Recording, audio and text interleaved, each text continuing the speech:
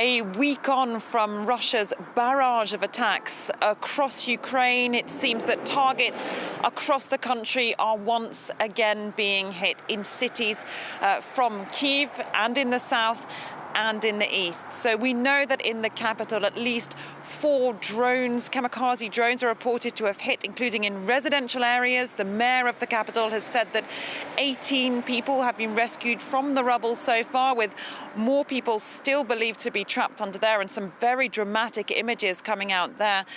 Here in Zaporizhzhia overnight, we heard 9 or 10 explosions in the early hours of the morning. The regional governor saying that missiles had struck but wouldn't confirm the targets. So information still incoming on that. Overall, the Ukrainian armed forces said that they had downed 26 of these Iranian Shahed drones in the south of the country overnight, and that 3 had hit infrastructure, military targets in the southern town of Mykolaiv. So this situation remains very fluid.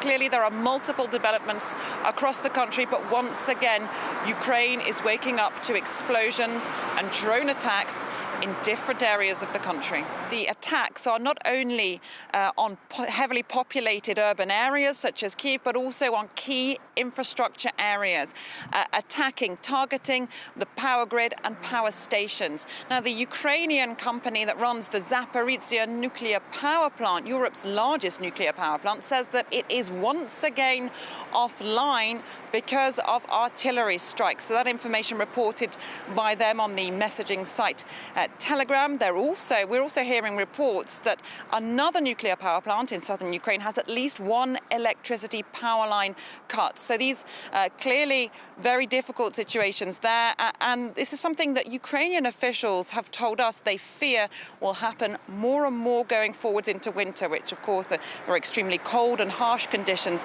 They think that Russia will be deliberately targeting the energy infrastructure so that to deprive civilians of heating and power and try and demoralize the population and sow chaos across the country as they're being pushed out of territory, perhaps unable to gain ground in many areas.